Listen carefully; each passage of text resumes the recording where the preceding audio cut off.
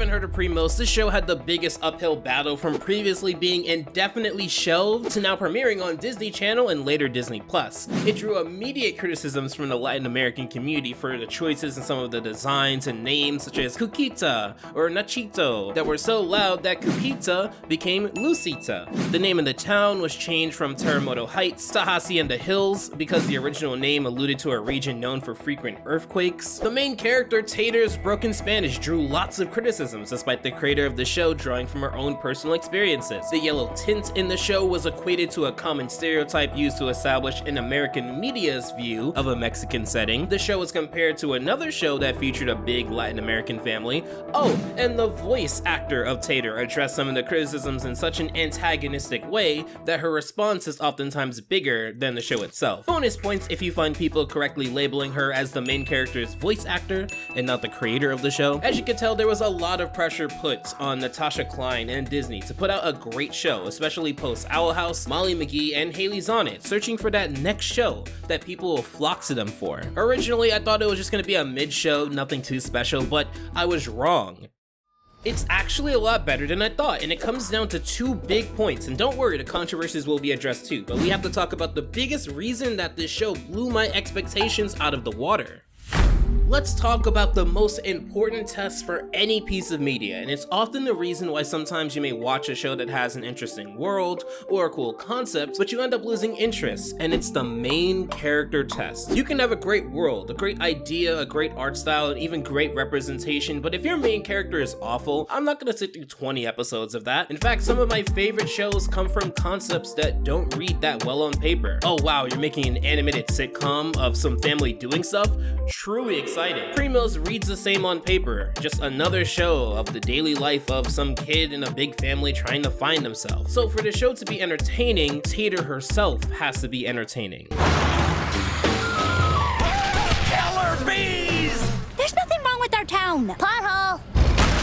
And she is. The show expresses a lot of how Tater feels through her diary, which actively logs her summer plans to truly discover what makes her different and special. The animation and art style is very fun and colorful, and they enjoy giving the characters crazy faces, but not exaggerating them to the point that they lose that down-to-earth feel. One of the biggest factors that makes her different from some of the other Disney Pro tags we've been getting is that oftentimes you're getting this larger-than-life, extroverted, super nice, wants to help out the world do-gooder, which while I do enjoy from shows like The Ghost and Molly McGee or Kif, I think it is okay to have other archetypes as a main character. It's early, but I am getting these vibes that Tater isn't gonna be like this. Being more introverted in comparison, she craves alone time, and the episodes out so far really stress that while she has her own ball of creativity and enthusiasm, she's struggling to deal with the fact that she's not gonna have that much alone time than she anticipated. She's also a lot more snarky, dare I even say a tad bit more rude than her contemporaries, which is a breath of fresh air.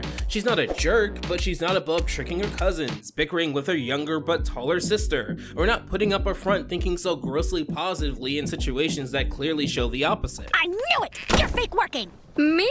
I'm just doing my duty and kinda getting into it. Looks like you have to enjoy those chores all by yourself. Well, sucks to be you. It isn't to say that this archetype is better than the other, but it is natural for siblings to argue. It's common for introverted people to be grumpy when their social battery depletes, and Tater shows that quite well. So, what is the other point? What is the situation I've been alluding to? Like with Phineas and Ferb, this show takes place over the summer. But unlike that show, the dilemma here is that she'll be spending her summer with all of her cousins on top of the constant back and forth with her sister Nellie and the rest of her family. I haven't gotten enough of a read on her entire family yet because it's only been 4 episodes at the time of making this video, but I can say that the cousins are quite overwhelming.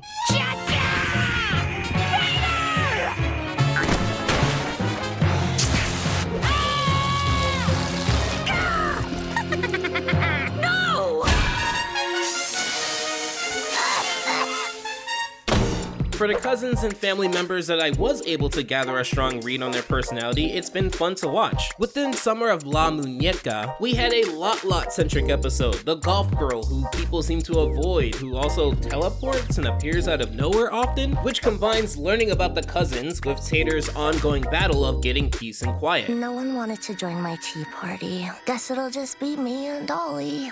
Dolly?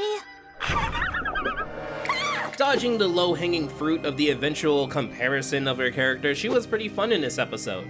She has this doll named Dolly, which everyone avoids because of their totally inviting appearance, which makes her feel down because when she wants to have a tea party, it's often just them two. Tater uses this as an opportunity to get peace and quiet, but it comes with a cost, as there's rules of taking care of Dolly and consequences to not getting them done. Without getting into the big twists of this episode, you can tell that Tater going out of her way to get into Lot-Lot's world made her feel a lot more comfortable hanging out together. Outside of that episode, the cousins mostly hang as a big unit, and we would see that in Summer of...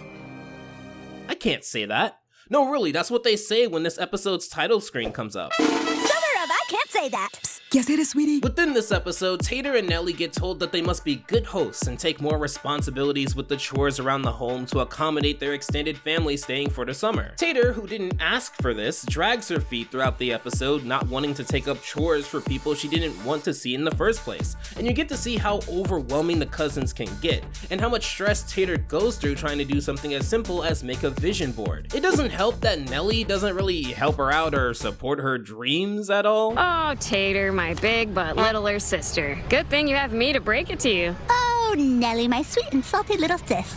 Break what to me? Well, you're dreaming too big.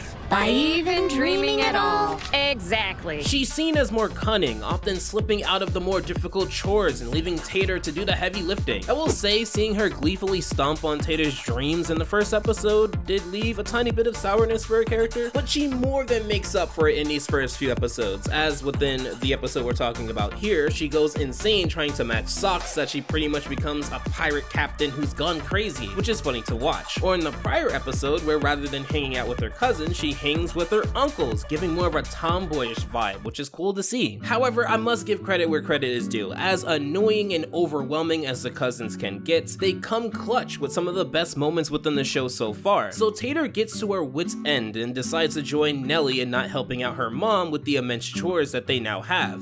And it is here where you get to see the true character of Tater. I love hosting, but oh God, I'm not sure I can keep going. No, Edito, I'm just so exhausted. I already went through all my ideas for entertainment. I was so excited to have all of the Primos here for the summer, but it's a lot of work para una persona. If it wasn't for Tater's help, I don't know what I'd do. I guess Mom does need my help. Now you may ask, what does all of this have to do with the cousins? Well, it isn't until Big Nacho and Nachito, getting to their names later, start cleaning the bathroom after Big Nacho uses it, that Tater decides to make it a family effort to clean the home if everyone's going to be living in it. She plays to everyone's strengths and makes it as fun as it can be and lifts the ease of not just herself, but her mother too, who's clearly struggling to maintain herself.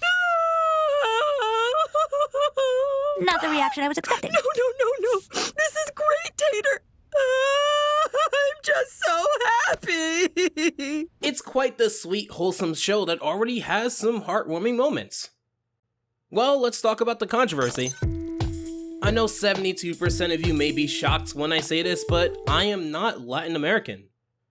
I know, it was a shock to me too when I woke up this morning. I say this to say that there are different people who can provide a deeper and more personal take on some of the criticisms of the show, not just because of the location they were born, but because of the experiences they've had in those places, good and bad, and what perspectives they've gained from it that I could never truly speak on. With that said, I would like to believe that the creator of the show, Natasha Klein, is not malicious and simply just wants to showcase her own experiences being Latin American growing up in Los Angeles. This is why you have certain scenes where Tater is speaking to her grandmother, Buela, and she doesn't really understand everything that she's saying. Vamos a hacer una limpia.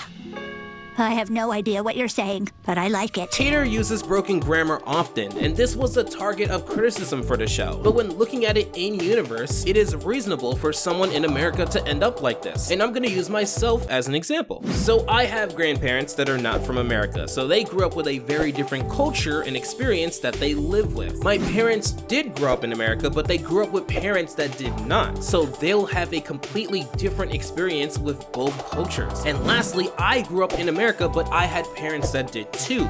So I am separated from that culture and pretty much Americanized, even though I have ties to people there. Ironically, like with Tater, it can be hard for me to understand part of my extended family even though they speak English because of their heavy accents. But it is easy for my parents and grandparents to understand them because they've experienced it more. So in that sense, I can relate to Tater trying her best to both understand a language and a culture she's so far removed from. Hi, abuela. ¡Ay! ¿Qué jeta tienes, niña? Like you got the mal de ojo on you. Mal de what, so? The evil eye. A curse.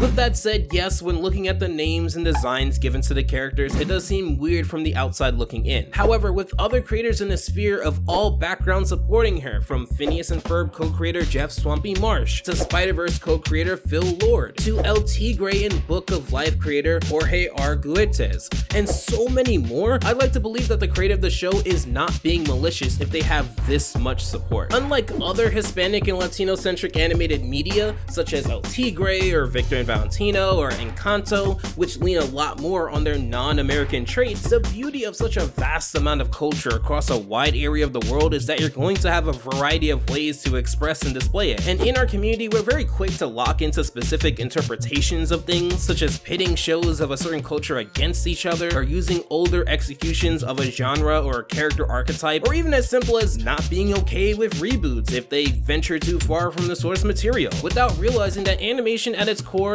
is just drawings from someone's imagination and experiences. I would love to see more Latin American animation and have them blossom in the same way that you can have Craig of the Creek, Soul, Moon Girl and Devil Dinosaur, Transformers Earthspark, Spider-Verse, Hippo and the Age of Wonder Beast, The Proud Family Louder and Prouder, My Dad the Bounty Hunter, and the new Fairly Odd Parent show all exist in a space and not have them bogged down by the most surface level comparisons. They take as little or as much of the culture as they need to express what they want, because fundamentally these are all different shows, which allows for the vast amount of people of color to pick specific shows that they feel speak to them and what they want to see, without pigeonholing people of color into only wanting to see one or two narrow slices of our collective experiences. Primos can contribute to that within the Latin American community, and I don't envy the job that Natasha and her team have, especially after such a poor response to the initial criticism, and I can only hope that it goes up from here, because no Disney show in such a long time has had such an upward battle of constant criticisms, comparisons, and callouts that we can only speculate if this show will go past its first season. Now, if you want to see what led up to all of this and you want to get caught up on that, make sure to check out my first video on Primos, which you can check out here.